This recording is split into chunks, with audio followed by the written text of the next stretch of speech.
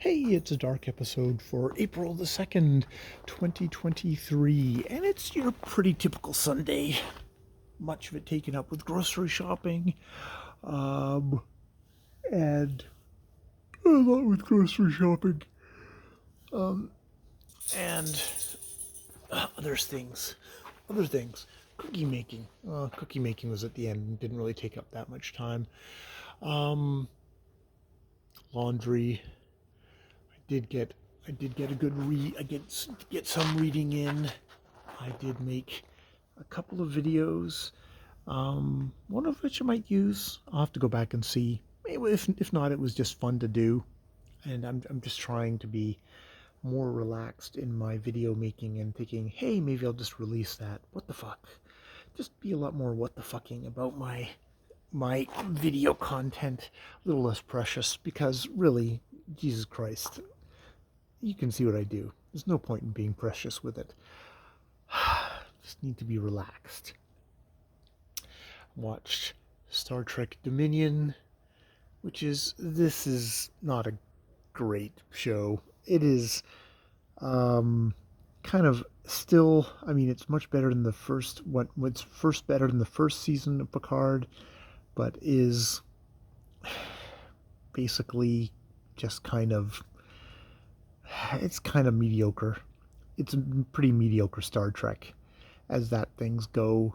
I've enjoyed a lot of the other more modern Star Trek better, which, I mean, that is actually does take the sting out of it a bit. It's like, okay, fine, this is the reunion show for Star Trek Enterprise, and it's that, but it's not taking up. But we know that we've got other Star Trek shows that are actually kind of feel like actual independent stories and aren't just kind of a hodgepodge of old Next Generation shit.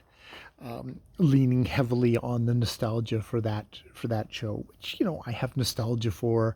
I was thinking how much the episode before this with Michelle Forbes I really enjoyed, because I really enjoyed Michelle Forbes, and it was really good to see her act, and she kind of drew something a little bit more out of Patrick Stewart for that episode. But that, in the most part, yeah, it's something that's probably more fun to talk about or to gripe about than it is to actually watch. That's what it is. Unfortunately, Amanda Plummer got saddled with some kind of weird mumbo jumbo speech at the very end, which I think is just basically meant to be vague and ominous because they don't want to give away the big surprise, which I can already tell I'm not going to give that much of a fuck about, and will have forgotten about pretty shortly after the season ends.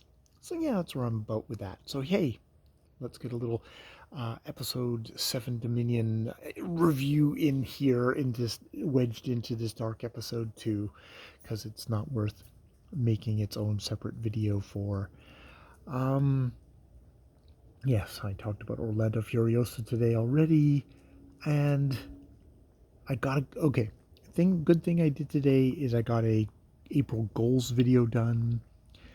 I bathed, I trimmed, and then further trimmed the doodle, and then gave the doodle a bath, which is a number one on kind of our responsibilities of what things we want to make sure we have done. We didn't want to let the dog's fur get out of control, because they are our responsibility, and we want them to be happy, healthy, well-groomed dogs, because their fur is a major part of, their general setup of let's be taking care of these dogs and making sure that they're happy and good, and not very happy while it's happening, but we've got it kind of under control there, so that's really good.